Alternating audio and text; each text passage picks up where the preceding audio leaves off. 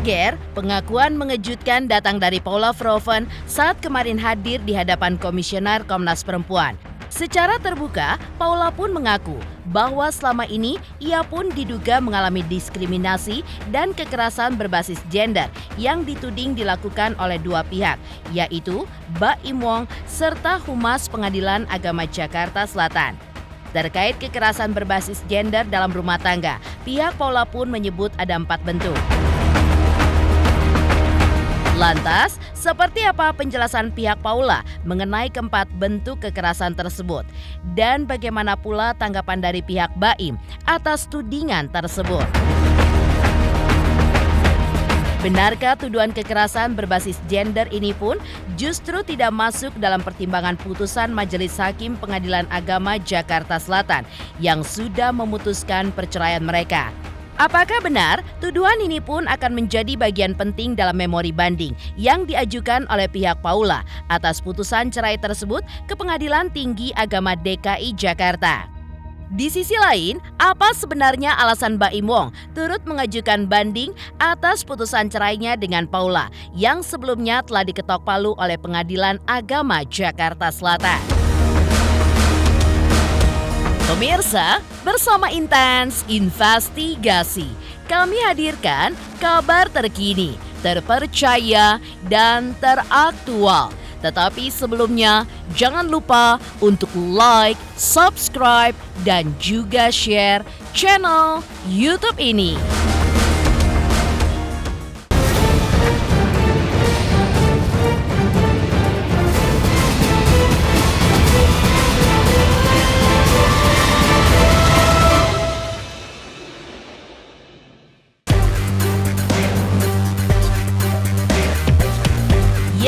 Langkah hukum yang ditempuh oleh Paula terbilang masif, lantaran ia pun keberatan dengan isi putusan cerainya di Pengadilan Agama Jakarta Selatan dan pernyataan pihak Humas Pengadilan Agama di hadapan publik terkait isi putusan cerainya dengan Baim. Setelah menyambangi Komisi Yudisial, Badan Pengawas Mahkamah Agung dan juga Dewan Pers, kemarin Paula pun didampingi oleh kuasa hukumnya menyambangi Komnas Perempuan. Saat tiba di Komnas Perempuan, Paula yang memakai kacamata hitam dan menundukkan wajahnya seakan ingin menunjukkan kesedihannya atas perharanya dengan Baim pasca putusan cerai. Kepada Komisioner Komnas Perempuan, Paula pun melaporkan Baim atas dugaan kekerasan terhadap perempuan dan juga dugaan diskriminasi oleh pejabat publik melalui pernyataan yang disampaikan di hadapan publik terkait aib dirinya.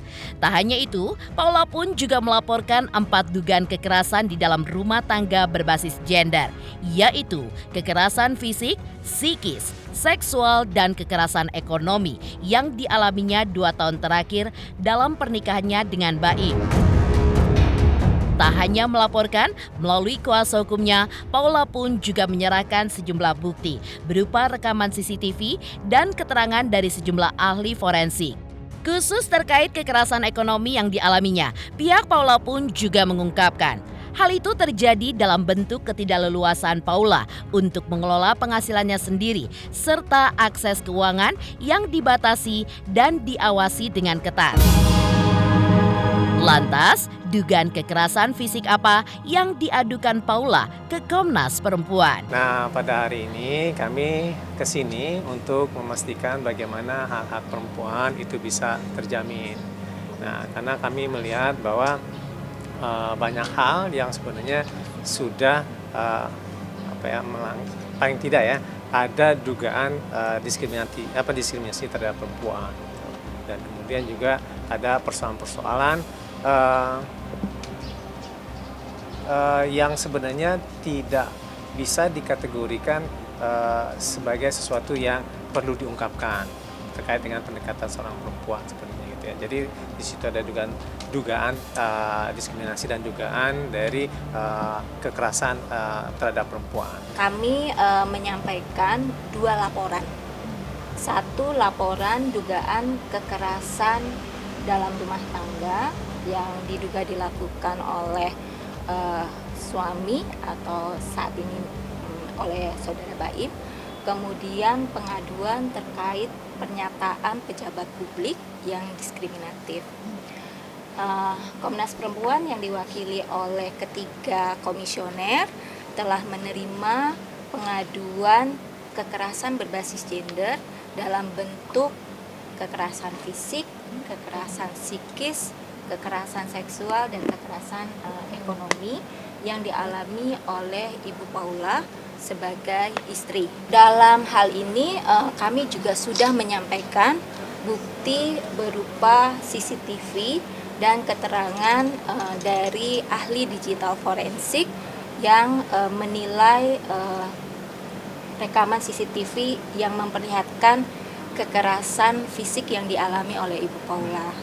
Kemudian juga kami menyampaikan bahwa untuk bentuk kekerasan ekonomi dalam hasanah hak asasi perempuan itu dapat dikategorikan sebagai bentuk kontrol ekonomi dan eksploitasi ekonomi. Pihak Paula menyampaikan harapannya kepada Komnas Perempuan agar memberikan rekomendasi tegas bahwa sebagai pejabat publik yang membawa nama negara harus bersikap adil dan tidak melakukan diskriminasi terhadap perempuan. Menurut kuasa hukum Paula, kliennya pun telah menjadi korban kekerasan berbasis gender. Bukan hanya dari sang mantan suami saja, tetapi melalui lembaga yang seharusnya menjamin keadilan. Paula dan tim kuasa hukumnya menyatakan keinginan kuat untuk mendapatkan keadilan dan juga pemulihan.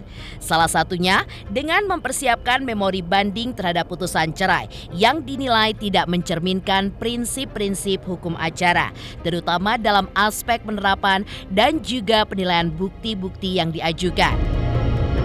Yang membuat publik pun tercengang, laporan Paula ke Komnas Perempuan ini pun seakan bertolak belakang dengan potret kehidupan rumah tangga mereka yang selama ini pun terlihat harmonis di media sosial. Dalam berbagai unggahan konten, Baim dan Paula tampak romantis dan juga rukun. Namun ternyata di balik layar tersimpan bara prahara yang begitu dalam dan sekejap meledak dengan begitu dahsyatnya, sekaligus mengungkapkan realita yang jauh dari sempurna. Jadi dalam konteks itulah kami meminta Komnas Perempuan untuk memberikan rekomendasi agar sebagai pejabat publik atas nama negara, ia adil dan tidak melakukan diskriminasi terhadap perempuan.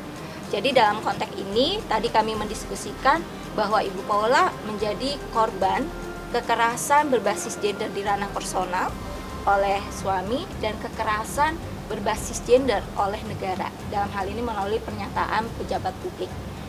Itu dan Komnas Perempuan tadi menyambut dengan baik dan mendukung keberanian dari Ibu Paula, juga mensupport agar Ibu Paula mendapatkan hak atas keadilan dan pemulihan, dan kasus Ibu Paula ini akan menjadi entry gitu ya, atau menjadi pintu pembuka agar perempuan-perempuan yang mengalami berbagai bentuk kekerasan itu juga mengklaim keadilan dan mendapatkan pemulihannya. Komisioner menyampaikan dari pengaduan yang disampaikan Ibu Paula, para komisioner akan mendiskusikan dan sejauh mana Komnas Perempuan menjalankan perannya di dalam kasus ini.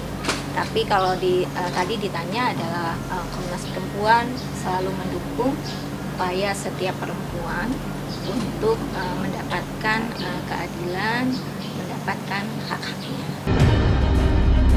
Sebelumnya, Paula Verhoeven juga merasa keberatan atas tersebarnya data pribadinya, baik melalui pernyataan Humas Pengadilan Agama Jakarta Selatan maupun lewat media sosial. Dan 2 hari lalu, melalui kuasa hukumnya Erwin Natosma Umar dan Ainul Yakin, pihak Paula pun juga mendatangi Dewan Pers untuk mendiskusikan persoalan tersebut. Pihak Paula menilai bahwa sejumlah pemberitaan media terkait putusan cerainya dengan Baim telah melanggar privasi, termasuk di dalamnya pencantuman rekam medis serta informasi data pribadi lainnya yang dipublikasikan tanpa izin dan dinilai tidaklah etis. Dalam pertemuan itu, kuasa hukum Paula menegaskan bahwa media pun memiliki kode etik yang wajib dipatuhi dalam menyampaikan berita. Tidak hanya soal penyebutan nama dan juga informasi pribadi, tapi juga dalam prinsip berita yang berimbang. Namun, di sisi lain, pihak Dewan Pers mempertanyakan sikap dari Paula. Apakah selama ini mereka pun sudah memberikan klarifikasi atas pemberitaan yang muncul? Atau justru bersikap pasif dan memilih untuk diam. Hal itulah yang menjadi pertanyaan sejumlah awak media karena menurut mereka minimnya klarifikasi dari pihak Paula justru membuat pemberitaan yang berkembang pun tampak berat sebelah. Lebih banyak berdasarkan keterangan dari pihak Baim Wong saja. Siang ini saya, Erwin Atos Umar, dan juga rekan saya, Ainul Yakin, kami tim kuasa hukum Paula Verhoeven mendatangi Dewan Pers. Pertanyaannya, apa agenda dari kuasa hukum Paula Verhoeven untuk datang ke Dewan Pers? Ada 2 poin dalam audiensi kita hari ini. Yang pertama, hari ini kita beraudiensi tentang bagaimana seharusnya pers dan media merespon tentang data pribadi, terutama data pribadi yang spesifik misalnya, seperti data rekor medis misalnya. Dewan Pers menyambut baik tentang bahkan mengusulkan kepada tim kuasa hukum dan Paula untuk melakukan pengaduan terhadap media-media yang tanda kutip ini ya kurang bisa merespon data pribadi. Bukan untuk melakukan punishment, tetapi sebagai bagian untuk menjaga independensi dan kemerdekaan pers itu sendiri. Karena ada beberapa media yang kurang aware, kurang menghargai tentang data pribadi. Soal bagaimana seharusnya data pribadi ditulis misalnya. Misalnya apakah apakah rekam medik bisa tidak untuk ditulis sebagai bagian dari kemerdekaan pers misalnya. Itu yang pertama. Apakah berita yang belum tentu kebenaran, misalnya dalam klien kami itu kan dalil dari pihak sebelah, itu belum tentu kebenaran, tapi kemudian bisa ditulis ditulis untuk ditulis oleh media yang informasinya melanggar data pribadi klien kami. Di sisi lain, pihak Humas Pengadilan Agama Jakarta Selatan juga membenarkan bahwa Paula dan Baim pun telah mengajukan upaya banding atas putusan perceraian mereka. Paula mengajukan banding pada tanggal 28 April 2025 dan disusul Baim pada tanggal 29 April 2025. Upaya banding merupakan bentuk ketidakpuasan atas hasil putusan perceraian Majelis Hakim Pengadilan Agama Jakarta Selatan. Dan hal itulah yang nantinya akan diuji di Pengadilan Tinggi Agama DKI Jakarta. Lantas seperti apa prosedur banding yang dijelaskan oleh Humas Pengadilan Agama Jakarta Selatan? Untuk alasannya ya, mungkin nanti kan akan dipertimbangkan, akan diperiksa oleh Madis, tidak sepantasnya mungkin disampaikan di sini. Yang jelas pasti ada masalah yang kita tunggu seperti apa nanti permasalahan yang dia akan disidangkan dalam persidangan nanti, seperti itu ya. Benar itu ya. Perkara nomor 3477 ini sudah tercatat di dalam aplikasi bahwa pihak termohon ya atau juga dia posisinya sebagai penggugat rekonvensi, maka dalam perkara banding ini biasa sebagai pembanding. Dari pihak termohon itu telah menyampaikan permohonan banding atau pernyataan bandingnya tanggal 28 April 2025. Permohonan banding itu belum menjelaskan tentang alasan-alasan, sebab nanti baru tahu alasan-alasan itu ketika pihak yang mengajukan banding itu menyampaikan memori banding, gitu ya. Dan walaupun tidak memori banding, kan intinya orang banding itu mengajukan keberatan atas putusan pengadilan. Jadi putusan yang disampaikan oleh pengadilan itu dia tidak puas, makanya dia upaya hukum dengan banding. Dan informasi terakhir ternyata sehari kemudian pihak pemohon juga ya mengajukan banding juga. Jadi dua-duanya mengajukan banding. Ya, pihak Paula melapor kepada Komnas Perempuan atas dugaan diskriminasi dan juga kekerasan berbasis gender. Lantas, seperti apa pihak Baim Wong ketika menanggapi laporan tersebut?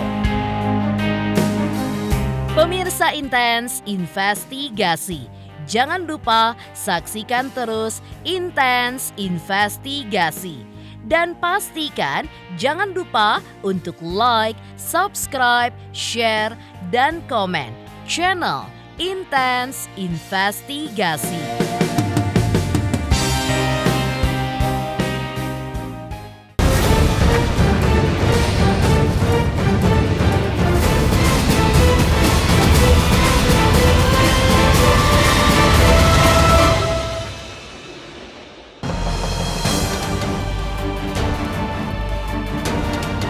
Ya, pasca perceraiannya dari Baim Wong, langkah hukum pun diambil Paula untuk memperjuangkan keadilan baginya.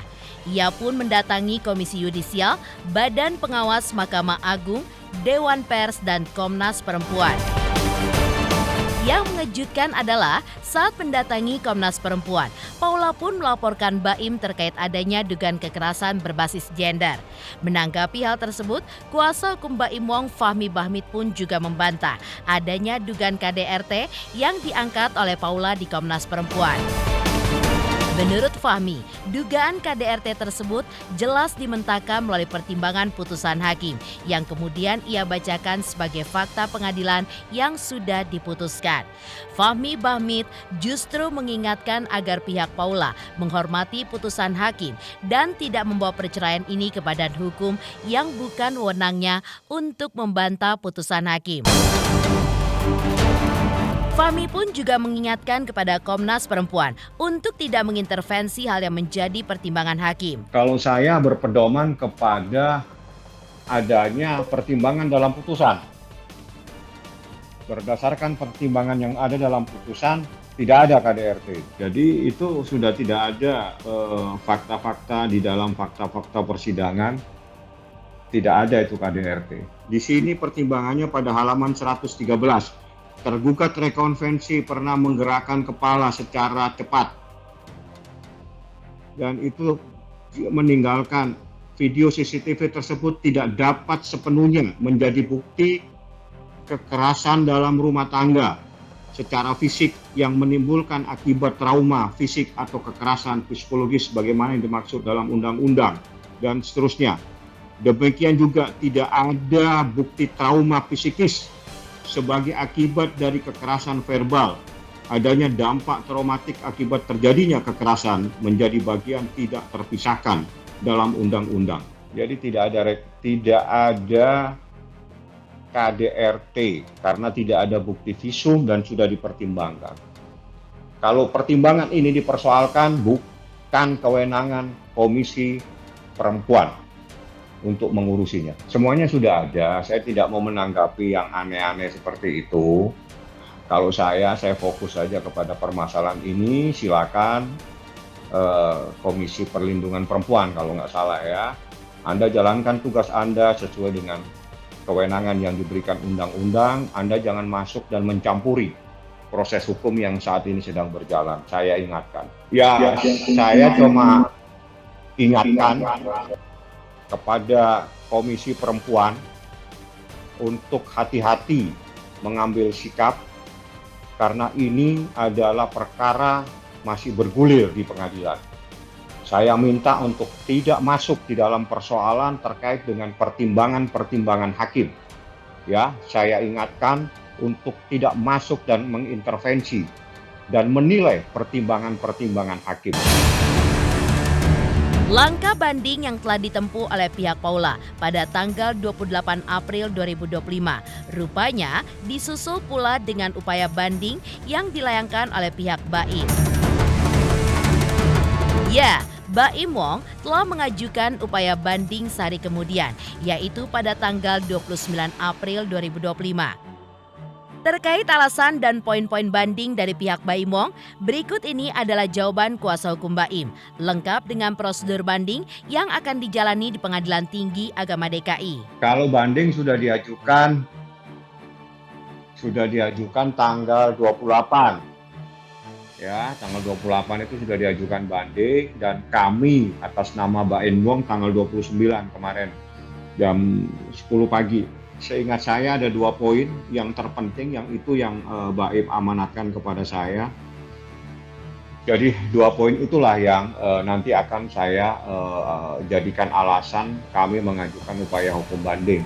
Tapi terkait dengan pertimbangan hakim yang lainnya kami sependapat bahwa memang terbukti nusus atau nuyus ya, di mana nuyus itu mempunyai makna istri yang durhaka, istri yang membangkang, istri yang melawan, istri yang tidak menghormati suami. Perintah kepada saya tidak boleh banding, dengan catatan boleh banding kalau pihak termohon mengajukan banding terlebih dahulu.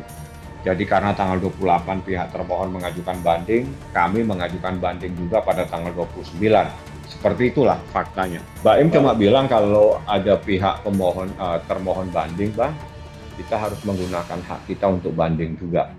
Artinya Baim menggunakan haknya sebagai individu yang dilindungi oleh undang-undang. Apabila ada upaya hukum, ada persoalan terkait dengan putusan, dia punya hak untuk mengajukan upaya hukum. Jadi upaya hukumnya karena ini putusan tingkat pertama, maka upaya hukumnya adalah banding, seperti itu. Terkait adanya rekaman pertengkaran antara Baim dan Paula yang dijadikan salah satu bukti oleh Baim di persidangan cerai, di mana kabarnya dipersoalkan oleh Paula karena menurutnya rekaman tersebut dilakukan tanpa sepengetahuan dirinya. Fahmi Bahmid mengakui bahwa rekaman suara pertengkaran tersebut memang direkam oleh pihak Baim dan atas pengetahuan Paula. Bukti rekaman itu pun sudah diserahkan oleh pihak Baim kepada hakim, pihak Paula, dan juga dipegang oleh Baim sendiri. Namun, pihak Baim tidak mengetahui penyebab rekaman tersebut bisa tersebar di media sosial. Fahmi Bahmid pun membantah pernyataan kuasa hukum Paula yang sebelumnya menyebutkan bahwa rekaman suara tersebut dilakukan tanpa persetujuan Paula. Menurutnya, rekaman suara perdebatan antara Baim dan Paula sudah diketahui oleh keduanya, yang oleh Baim pun ditegaskan sebagai bukti. Ya, saya kan nggak tahu itu suara siapa. Yang tahu tanyakan sama yang bersangkutan saja. Bukan kan saya nggak paham, saya bukan ahli di bidang suara, itu suara siapa. Yang jelas itu ada percakapan seorang suami mempertanyakan istrinya yang berkomunikasi dengan laki-laki yang bukan muhrimnya. Itu seperti itu. Ya, dan seingat saya itu adalah bukti yang kita sampaikan di persidangan. Kan di IAN sebelumnya kan sudah disampaikan, saya rekam, saya jadikan bukti. Dan itu sepengetahuan para pihak. Terus salahnya di mana? Apa yang salah di saat seseorang ingin menyajikan bukti pada saat ada sesuatu permasalahan? Itu kan rekamannya sepengetahuan dia. Dan sebelum rekam kan ditanya kenapa direkam. Saya rekam supaya saya tidak salah. Kan itu ada awal daripada kalimat. Coba Anda putar lagi. Saya tahu karena itu menjadi bukti. Jadi persoalannya itu sekarang ada 3 bukti. Bukti yang pertama saya serahkan kepada majelis hakim. Bukti yang kedua saya serahkan kepada termohon atau pihak yang sekarang mengadu ke Komnas Perempuan. Bukti ketiga ada di tangan kami sebagai pihak. Nah, sekarang pertanyaannya siapa yang menyampaikan itu? Sehingga itu ada di media sosial. Dan itu rekaman itu sempat dipertanyakan. Bagaimana ini ceritanya? Disampaikan, saya rekam karena saya bicara, saya rekam ini. Untuk menjadi bukti. Itu disampaikan, bukan terus merekam dengan sembunyi-sembunyi, tidak. Direkam di hadapannya dan disampaikan, saya rekam ini sebagai bukti supaya saya tidak salah lagi. Mengejutkan, pihak Baim membantah terkait adanya kekerasan berbasis gender di balik perkara perceraian Baim dan Paula. Di sisi lain, seperti apakah dukungan para selebriti atas Paula yang pasca putusan cerai yang kini justru dililit oleh isu miring?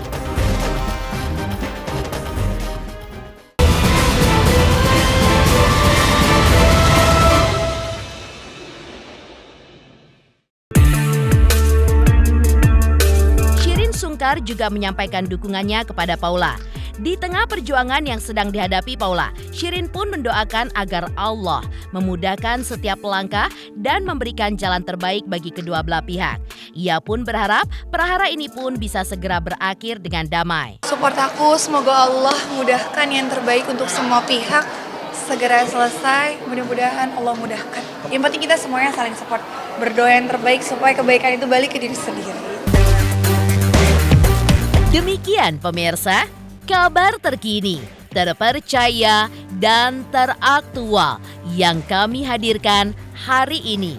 Saksikan terus Intens Investigasi setiap hari Senin sampai dengan Jumat, tayang 5 kali sehari dan Sabtu tayang 3 kali sehari, yaitu pada pukul 11 siang, 12 siang, 3 sore, 5 sore, dan 6 sore. Tentunya hanya di YouTube channel. Dan pastikan jangan lupa untuk like, subscribe, share, dan komen channel Intens Investigasi.